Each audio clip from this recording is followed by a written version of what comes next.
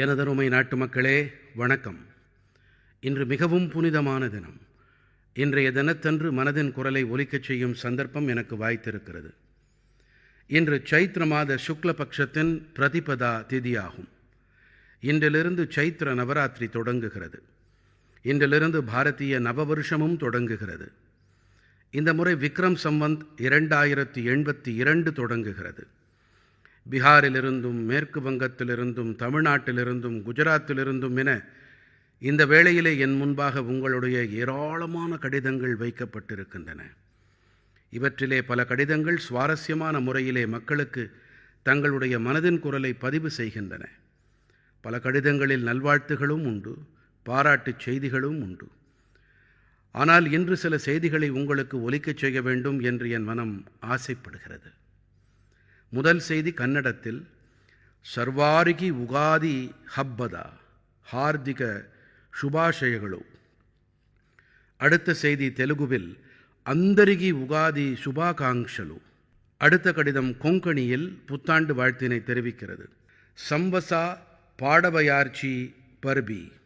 அடுத்த செய்தி மராட்டி மொழியிலே, குடிபாடிவா நிமித்த ஹார்திக் சுபேச்சா. நம்முடைய ஒரு நண்பர் மலையாளத்திலே, எல்லாருக்கும் விஷு ஆசம்சைகள். மேலும் ஒரு செய்தி தமிழிலே, அனைவருக்கும் புத்தாண்டு நல்வாழ்த்துகள். நண்பர்களே, இன்று நீங்கள் புரிந்து கொண்டிருப்பீர்கள், பல்வேறு மொழிகளிலும் செய்திகள் அனுப்பப்பட்டிருக்கின்றன. ஆனால் இதன் காரணம் என்னவாக இருக்கும் என்று உங்களால் ஊகிக்க முடிகிறதா? இந்த சிறப்பினை பற்றித்தான் நான் உங்களோடு கலந்து கொள்ள இருக்கிறேன். நம்முடைய தேசத்தின் பல்வேறு மாநிலங்களில் இன்றோ அடுத்த சில நாட்களிலோ புத்தாண்டு தொடங்கவிருக்கின்றது. இந்த அனைத்து செய்திகளும் புத்தாண்டு மற்றும் பல்வேறு நன்னாட்களுக்கான வாழ்த்துகள். ஆகையால் தான் எனக்கு இன்று பல மொழிகளில் மக்கள் தங்களின் நல்வாழ்த்துக்களை அனுப்பியிருக்கின்றார்கள். நண்பர்களே, இன்று கர்நாடகத்திலே, ஆந்திராவிலே, தெலங்கானாவிலே உகாதி பண்டிகை மிகவும் கோலாகலத்தோடு கொண்டாடப்பட்டு வருகின்றது. இன்றேதான் மகாராஷ்டிரத்திலும் குடிபடுவா கொண்டாடப்படுகிறது. பன்முகத்தன்மை நிறைந்த நமது தேசத்திலே பல்வேறு மாநிலங்களிலும் அடுத்த சில நாட்களில் அசாமிலே ரோங்காலி பிஹு, வங்காளத்தில் போய்லா போய்ஷாக், காஷ்மீரத்திலே நவரேஹ் விழாக்கள் கொண்டாடப்படும். இதைப் போலவே 13 முதல் 15 ஏப்ரலுக்கு இடைப்பட்ட காலத்தில் தேசத்தின் பல்வேறு பாகங்களில் பல பண்டிகைகள் கோலாகலமாக கொண்டாடப்பட இருக்கின்றன. மேலும் ஈத் பண்டிகையும் வந்து கொண்டிருக்கிறது. அதாவது இந்த மாதம் முழுவதும் பண்டிகைகளுக்கான மாதம், திருநாட்களுக்கான மாதம். நான் நாட்டு மக்கள் அனைவருக்கும் இந்த பண்டிகைகளின் பொருட்டு பல வாழ்த்துக்களை தெரிவிக்கிறேன். நமது இந்த பண்டிகைகள் பல்வேறு பகுதிகளில் கொண்டாடப்பட்டாலும் பாரதத்தின் வேற்றுமையில் எவ்வாறு ஒற்றுமை இழைந்தோடுகிறது என்பதை காண முடிகிறது. இந்த ஒற்றுமை உணர்வைத்தான் நாம் மேலும் மேலும் பலப்படுத்தி கொண்டிருக்க வேண்டும். நண்பர்களே, தேர்வுகள் நெருங்கும் போது இளைய சமூகத்தோடு தேர்வுகளை எதிர்கொள்வோம் நிகழ்ச்சியை நான் செய்கிறேன். இப்போது தேர்வுகளோ முடிந்துவிட்டன. பல பள்ளிகளில் மீண்டும் வகுப்புகள் தொடங்கப்பட தயாரிப்புகள் நடந்து வருகின்றன. இதன் பிறகு கோடை விடுமுறை காலம் வந்துவிடும். ஆண்டின் இந்த வேளைக்குத்தான் குழந்தைகள் மிகவும் காத்து கிடப்பார்கள். எனக்கும் என்னுடைய சிறுவயது நாட்கள் நிழலாடுகின்றன. என்னுடைய நண்பனோடு நாள் முழுவதும் ஏதாவது கும்மாளம் அடித்துக்கொண்டே இருப்பேன். ஆனால் அதோடு நின்று போகாமல் ஏதோ ஒரு வகையான ஆக்கப்பூர்வமானதையும் செய்வோம், கற்போம். கோடைக்கால பகல் வேளை அதிகமாக இருக்கும். இதிலே குழந்தைகளிடம் செய்வதற்கு நிறைய இருக்கும். இந்த சமயத்தில்தான் ஏதோ ஒரு புதிய பொழுதுபோக்கினை தனதாக்கிக் கொள்வதோடு நம்முடைய திறன்களை மேலும் கூர்மைப்படுத்திக் கொள்ள வேண்டும். இன்று பிள்ளைகளுக்கு இப்படிப்பட்ட தளங்களுக்கு குறைவே கிடையாது. இவற்றிலிருந்து நிறைய இவர்களால் கற்றுக்கொள்ள முடியும். எடுத்துக்காட்டாக, ஒரு அமைப்பு தொழில்நுட்ப முகாம் ஒன்றை நடத்தினால் அதில் பிள்ளைகள் செயலியை ஏற்படுத்துவதோடு கூடவே ஓப்பன் சோர்ஸ் சாஃப்ட்வேர், அதாவது கட்டற்ற மென்பொருள் பற்றி தெரிந்து கொள்ளலாம். வேறு எங்காவது சுற்றுச்சூழல், மேடை நாடகம் பற்றி அல்லது தலைமை பண்பு, இப்படி பல்வேறுபட்ட விஷயங்கள் குறித்து பாடங்கள் நடந்த வண்ணம் இருக்கின்றன. இதோடு நீங்கள் உங்களை இணைத்துக் கொள்ளலாமே. அந்த வகையில் பல்வேறு பள்ளிகளில் பேச்சு அல்லது நாடகம் பற்றி கற்பிக்கின்றார்கள். இது பிள்ளைகளுக்கு மிகவும் பயனுடையதாக இருக்கிறது. இவை அனைத்தையும் தவிர உங்களிடம் இந்த விடுமுறையில் பல இடங்களுக்குச் சென்று தன்னார்வச் செயல்பாடுகளில் சேவைகளோடு உங்களை இணைத்துக் கொள்ளும் சந்தர்ப்பம் இருக்கிறது.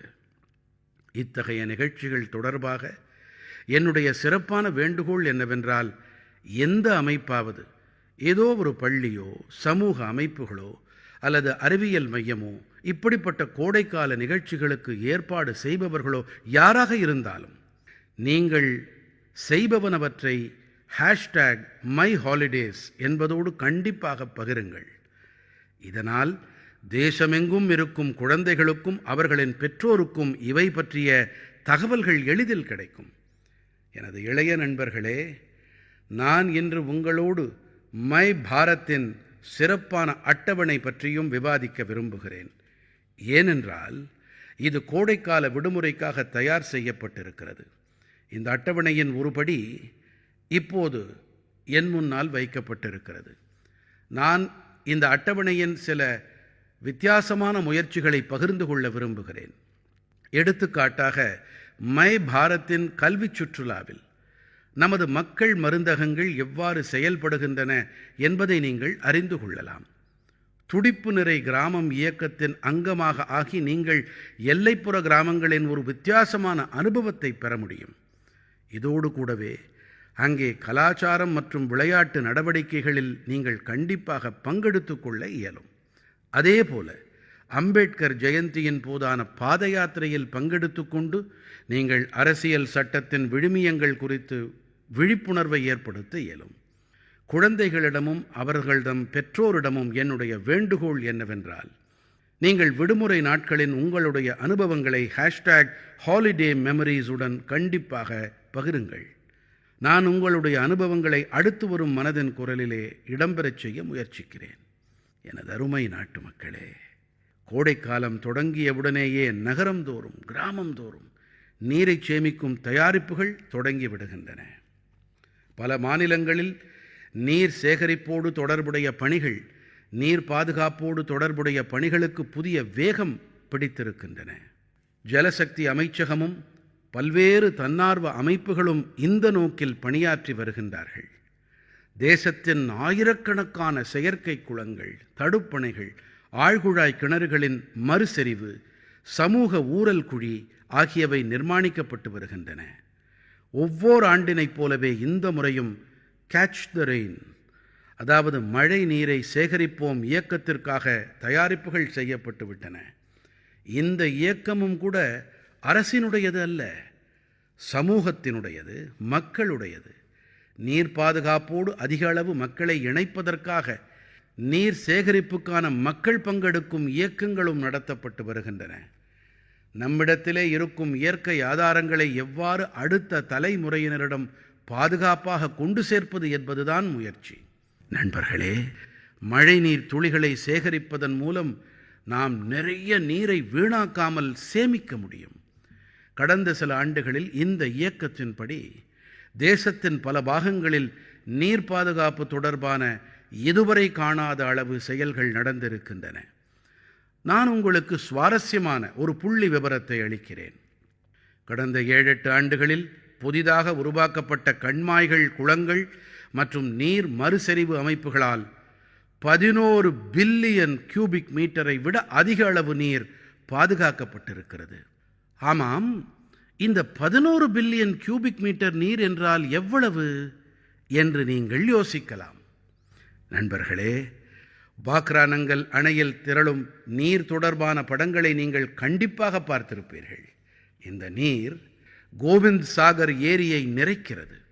இந்த ஏரியின் நீளம் 90 கிலோமீட்டருக்கும் அதிகமானது. இந்த ஏரியிலும் கூட 9 முதல் 10 பில்லியன் கியூபிக் மீட்டருக்கு அதிகமான நீரை சேமிக்க முடியாது. வெறும் 9 முதல் 10 பில்லியன் கியூபிக் மீட்டர் மட்டுமே. ஆனால் நாட்டு மக்களின் சின்ன சின்ன முயற்சிகள் காரணமாக தேசத்தின் பல்வேறு பாகங்களில் 11 பில்லியன் கியூபிக் மீட்டர் நீர் பாதுகாக்கப்படும் ஏற்பாடுகள் செய்யப்பட்டு விட்டன. அற்புதமான முயற்சி தானே இது. நண்பர்களே, இந்த கோணத்தில் கர்நாடகத்திலே கடக் மாவட்டத்தைச் சேர்ந்த மக்களும் எடுத்துக்காட்டாய் விளங்குகின்றார்கள். சில ஆண்டுகள் முன்பாக இங்கே 2 கிராமங்களில் இருந்த ஏரிகள் முழுமையாக வறண்டு விட்டன. ஒரு சமயத்தில் கால்நடைகள் அருந்தக்கூட நீர் இல்லாமல் போனது என்றால் பார்த்துக் கொள்ளுங்களேன். மெல்ல மெல்ல ஏரியில் புற்களும் புதர்களும் ஆக்கிரமிக்கத் தொடங்கின. ஆனால் கிராமவாசிகள் சிலரோ ஏரிக்கு புத்துயிர் அளிக்க வேண்டும் என்ற முடிவினை செய்தார்கள். பணியில் தங்களை ஈடுபடுத்திக் கொண்டார்கள். எதை விரும்பினார்களோ அதை செய்து முடித்தார்கள். கிராமவாசிகளின் முயற்சிகளை பார்த்து அக்கம் பக்கத்து சமூக சேவை அமைப்புகளும் இவர்களோடு தங்களை இணைத்து கொண்டன. அனைவரும் இணைந்து குப்பை கூளங்களை அகற்றி சில காலத்திற்குள்ளாகவே ஏரியை முழுமையாக சுத்தம் செய்து விட்டார்கள். இப்போது மழைக்காலத்திற்காக மக்கள் காத்து கொண்டிருக்கிறார்கள். உண்மையிலேயே மழை நீரை சேகரிப்போம் இயக்கத்துக்கான அருமையான எடுத்துக்காட்டு இது. நண்பர்களே, நீங்களும் கூட சமூக அளவிலான இப்படிப்பட்ட முயற்சிகளோடு உங்களை இணைத்துக் கொள்ளுங்கள். இந்த மக்கள் இயக்கத்தை முன்னெடுத்துச் செல்ல நீங்கள் அனைவரும் இப்போதிலிருந்து திட்டங்களை தீட்டுங்கள். ஆனால் நீங்கள் ஒரு விஷயத்தை நினைவில் கொள்ள வேண்டும். முடிந்தால் கோடையில் உங்கள் வீட்டிற்கு முன்பாக பானையில் நீரை கண்டிப்பாக வைத்திருங்கள். வீட்டின் மாடியிலோ முற்றத்திலோ பறவைகளுக்காக நீர் வையுங்கள். இந்த புண்ணிய காரியம் உங்கள் மனதை எத்தனை வருடும் என்பதை நீங்களே உணரலாம். நண்பர்களே, மனதின் குரலில் இப்போது சிறகு விரிக்கும் மனோவலிமை பற்றி, சவால்களை தாண்டி உறுதியை வெளிப்படுத்தல் பற்றி, சில நாட்கள் முன்பாக முடிவடைந்த கேலோ இந்தியா பாரா விளையாட்டுகளில் மீண்டும் ஒருமுறை விளையாட்டு வீரர்கள் தங்களுடைய ஈடுபாடு மற்றும் திறமைகளை வெளிப்படுத்தி நம் அனைவரையும் மலைக்கச் செய்துவிட்டார்கள். இந்த முறை முன்பை விட அதிக அளவில் விளையாட்டு வீரர்கள் இந்த விளையாட்டுகளில் பங்கெடுத்தார்கள். பாரா ஸ்போர்ட்ஸ் என்பது எத்தனை பிரபலமாக இருக்கிறது என்பதை நாம் இதிலிருந்து தெரிந்து கொள்ளலாம். கேலோ இந்தியா பாரா கேம்ஸிலே பங்கெடுத்து கொண்ட அனைத்து விளையாட்டு வீரர்களுக்கும் அவர்களின் அருமையான முயற்சிகளுக்கும் நான் என் பாராட்டுக்களை தெரிவிக்கிறேன். ஹரியானா, தமிழ்நாடு மற்றும் உத்தரப்பிரதேசத்தின் விளையாட்டு வீரர்கள் முறையே முதல், 2வது, 3வது இடங்களை பெற்றமைக்காக நல்வாழ்த்துக்களை அளிக்கிறேன். இந்த விளையாட்டுகளின் வாயிலாக நமது மாற்றுத்திறனாளி விளையாட்டு வீரர்கள் 18 தேசிய சாதனைகளையும் உருவாக்கியிருக்கின்றார்கள். இவற்றிலே 12னை நமது பெண் விளையாட்டு வீரர்கள் ஏற்படுத்தி இருக்கின்றார்கள். இந்த முறை கேலோ இந்தியா பாரா கேம்ஸில் தங்கப்பதக்கம் வென்ற மல்யுத்த வீரரான ஜாபி மேத்யூ எனக்கு எழுதியிருக்கும் கடிதத்தின் சில பகுதிகளை உங்களிடம் பகிர்ந்து கொள்ள விரும்புகிறேன். பதக்கம் வெல்வது மிகவும் விசேஷமானது. ஆனால் எங்களுடைய போராட்டம் பதக்க மேடையிலே ஏறி நிற்பதோடு முடிந்து போவதில்லை. நாங்கள் ஒவ்வொரு நாளும் ஒரு போராட்டத்தை எதிர்கொண்டு வருகிறோம். வாழ்க்கை பல வகையாக எங்களை சோதித்து பார்க்கிறது. மிகவும் குறைவானவர்களால் மட்டுமே எங்களின் போராட்டம் பற்றி புரிந்து கொள்ள முடிகிறது. இதனை தாண்டி நாங்கள் நெஞ்சுரத்தோடு முன்னேறி வருகிறோம். நாங்கள் எங்களுடைய கனவுகளை நிறைவேற்றுவதில் ஈடுபட்டிருக்கிறோம். நாங்கள் யாருக்கும் குறைவானவர்கள் அல்ல என்பதே எங்களுடைய நம்பிக்கையாக இருக்கிறது. சபாஷ் ஜாபி மேத்யூ அவர்களே, நீங்கள் அற்புதமாக எழுதியிருக்கிறீர்கள். அருமை அருமை. இந்த கடிதத்திற்காக மட்டுமே கூட நான் உங்களுக்கு என் நன்றிகளை தெரிவிக்கிறேன். நான் ஜாபி மேத்யூவோடு கூட நம்முடைய அனைத்து மாற்றுத்திறனாளி நண்பர்களுக்கும் கூற விரும்புவது என்னவென்றால், உங்களுடைய முயற்சிகள் அனைத்துமே எங்கள் அனைவருக்கும் உத்வேகங்கள். நண்பர்களே, தில்லியில் மேலும் ஒரு மிகப்பெரிய ஏற்பாடு மக்களுக்கு மிகவும் உத்வேகம் அளித்திருக்கிறது, உற்சாகத்தை அளித்திருக்கிறது. முதன்முறையாக ஃபிட் இந்தியா கார்னிவல், அதாவது உடலுறுதி இந்திய விழா என்ற ஒரு நூதனமான எண்ணத்திற்கு வடிவம் கொடுக்கப்பட்டிருக்கிறது.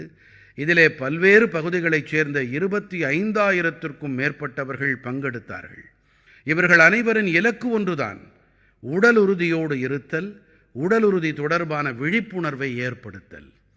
இந்த ஏற்பாட்டில் பங்கெடுத்தவர்கள் அனைவருக்கும் அவர்களின் உடல் நலத்தோடு கூடவே ஊட்டச்சத்தோடு தொடர்புடைய தகவல்களும் கிடைத்தன. நீங்களும் கூட அவரவர் பகுதிகளிலும் இப்படிப்பட்ட விழாக்களை ஏற்பாடு செய்ய வேண்டும் என்று நான் வேண்டிக் கொள்கிறேன். இந்த முன்முயற்சியில் மை பாரத் உங்களுக்கு மிகவும் உதவிகரமாக ஆக முடியும். நண்பர்களே, நமது உள்நாட்டு விளையாட்டுக்கள் இப்போது பிரபலமான கலாச்சாரம் என்ற வகையிலே மாறி வருகின்றன. பிரபலமான ரேப்பரான ஹனுமான் கைண்ட் இவரை பற்றி அனைவரும் அறிவார்கள் தானே. இப்போதெல்லாம் அவருடைய புதிய பாடலான ரன் இட் அப் மிகவும் பிரபலமாகி வருகிறது. இதிலே களரிப்பாயட்டு, கத்கா மற்றும் தாங்தா போன்ற நம்முடைய பாரம்பரியமான போர்க்கலைகள் இடம்பெற்றிருக்கின்றன. நான் ஹனுமான் கைண்டுக்கு என் பாராட்டுக்களை தெரிவிக்கிறேன். அவருடைய முயற்சியால் நமது பாரம்பரிய போர்க்கலைகள் குறித்து உலகத்தோருக்கு தெரிய வரும். என் மனம் நிறை நாட்டுமக்களே, ஒவ்வொரு மாதமும் மைகவ் மற்றும் நமோ செயலியில் உங்களுடைய ஏராளமான செய்திகளும் தகவல்களும் எனக்கு கிடைத்து வருகின்றன. பல செய்திகள் என் மனதை தொட்டு விடுகின்றன, சில பெருமிதம் கொள்ளச் செய்கின்றன. பல வேளைகளில் இந்த செய்திகள் நமது கலாச்சாரம் மற்றும் பாரம்பரியங்கள் குறித்து வித்தியாசமான தகவல்களை அளிக்கின்றன.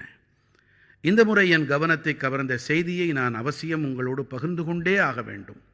வாராணசியின் அதர்வ் கபூர், மும்பையின் ஆரியஷ் லீகா, அத்ரேய் மான் ஆகியோர் சில நாட்கள் முன்பாக நான் மேற்கொண்ட மௌரிஷியஸ் பயணம் குறித்து தங்களுடைய உணர்வுகளை எழுதி அனுப்பியிருக்கின்றார்கள். இந்த பயணத்தின் போது நடைபெற்ற கீத் கவயி பாட்டு நிகழ்ச்சி அவர்களுக்கு மிகவும் பிடித்திருந்ததாக அவர்கள் எழுதியிருக்கின்றார்கள். கிழக்கு உத்தரப்பிரதேசம் மற்றும் பீகாரிலிருந்து வந்த பல கடிதங்களிலும் கூட இதே உணர்வுதான் வெளிப்படுகிறது. மொரிஷியஸில் கீத் கவயி பாடல்களின் அருமையான வெளிப்பாட்டினை நானுமே உணர்ந்தேன். மிகவும் சிறப்பாக இருந்தது.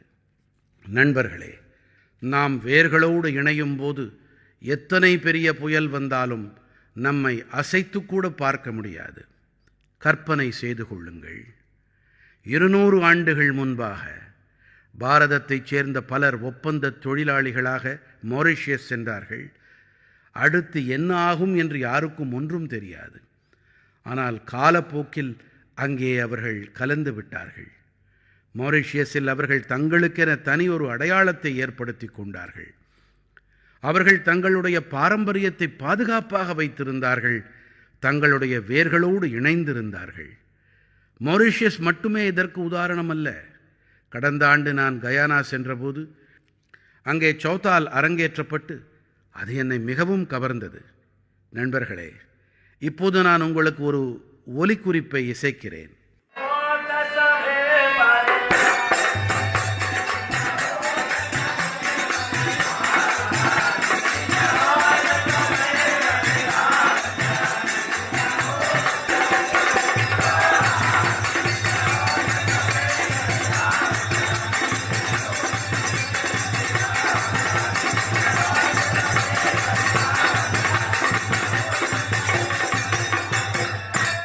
இது ஏதோ நமது தேசத்தின் ஒரு பகுதியைச் சேர்ந்தது என்றுதான் நீங்கள் நினைப்பீர்கள்.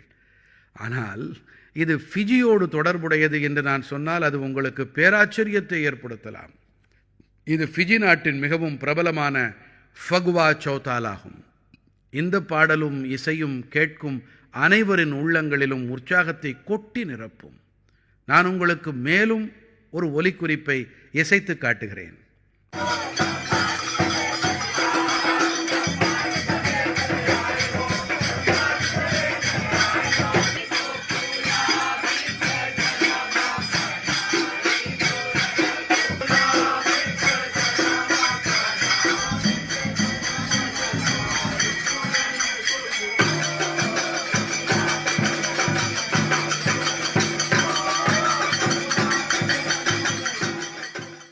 இந்த ஒலிக்குறிப்பு சூரினாமின் சௌதால் ஆகும்.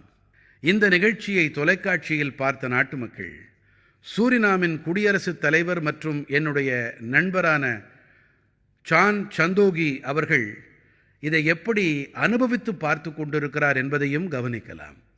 ஆட்டம் பாட்டங்களின் இந்த பாரம்பரியம் ட்ரினிடாட் மற்றும் டொபாகோவிலும் கூட மிகவும் புகழ் பெற்றதாக இருக்கின்றது.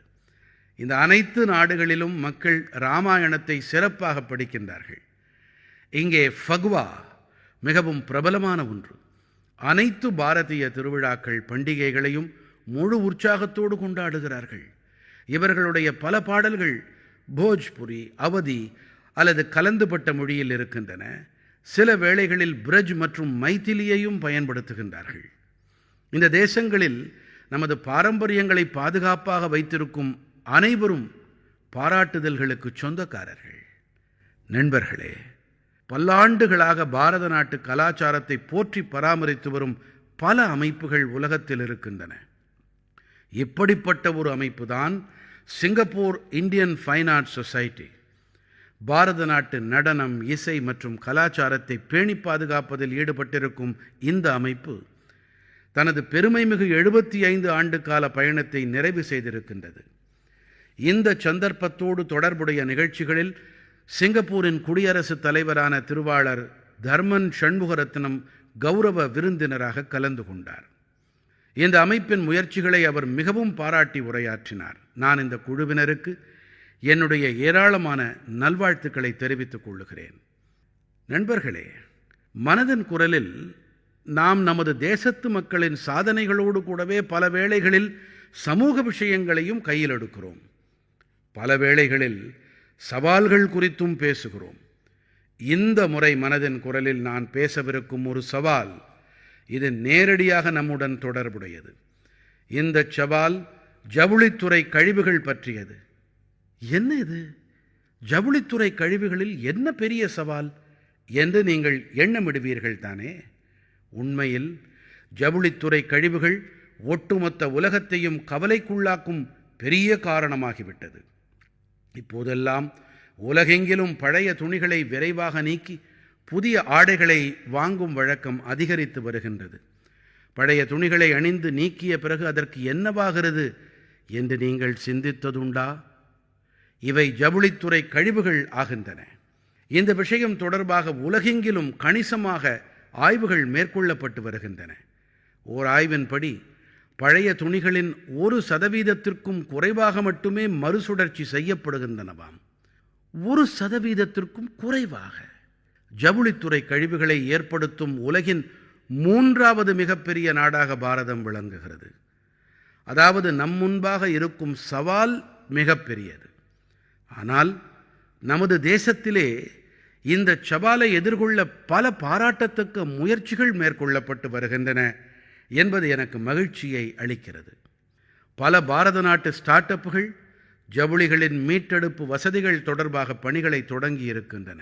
பல குழுக்கள் துணி கழிவுகளை நெய்யும் நமது சகோதர சகோதரிகளுக்கு அதிகாரமளிக்கும் வகையில் பணிகளை செய்து வருகின்றன.